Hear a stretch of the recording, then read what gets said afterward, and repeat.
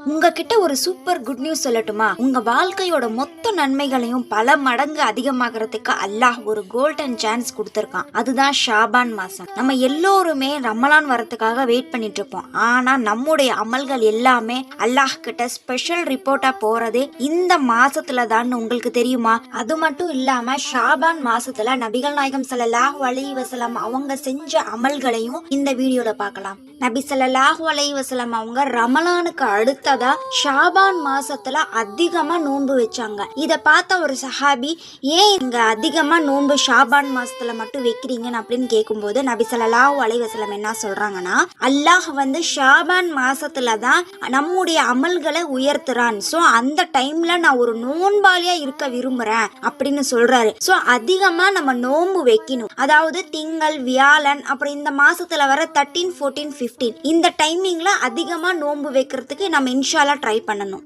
அதே மாதிரி இந்த மாசத்துலதான் அல்லாஹ் அள்ளி அள்ளி மன்னிப்பு கொடுக்கறான். ஆனா 2 பேரை தவிர, ஒருத்தர் இணை வைப்பவர், இன்னொருத்தர் மனசுல பகைமையை கொண்டவர்.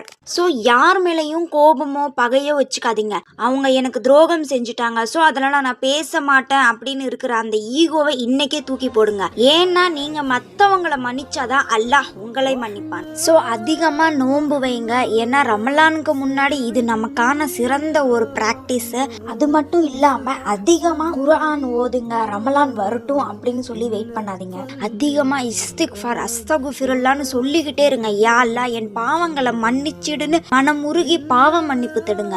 ஏன்னா நம்முடைய அமல்கள் அல்லாஹ் கிட்ட உயரும் போது நம்ம தூய்மையானவங்களா இருக்கணும் இல்லையா? அதுதான் நம்ம பாவங்கள் கரையறதுக்கான சரியான நேரம். அது மட்டும் இல்லாம ஷாபான் மாசம் நம்ம எல்லோருக்கும் கிடைச்ச ஒரு பாக்கியம். ஏன்னா போன வருஷம் நம்ம கூட இருந்த எத்தனையோ பேருக்கு இந்த மாசத்தை பாக்குற வாய்ப்பு கிடைக்கல. அவங்க இன்னைக்கு மண்ணறைக்குள்ள இருக்கிறாங்க. ஆனா அல்லாஹ் நமக்கு இன்னும் ஆயுள கொடுத்து இந்த மாசத்தை அடைய வச்சிருக்கானா, நம்ம இன்னும் திருந்தணும், இன்னும் நிறைய அமல்கள் செய்யணும் அப்படின்றத அல்லாஹ் விரும்புறான். சோ நம்ம உயிரோட இருக்கும் போதே இந்த ஷாபான் மாசத்தை சரியா பயன்படுத்திப்போம். ஏன்னா அடுத்த ரமலான் நம்ம கையில இருக்குமான்னு தெரியாது. இன்ஷா அல்லாஹ் ஒரு முழுமையான மனதோடு ரமலானை அடைய அல்லாஹ் நம்ம எல்லோருக்கும் அருள் செய்வானாக.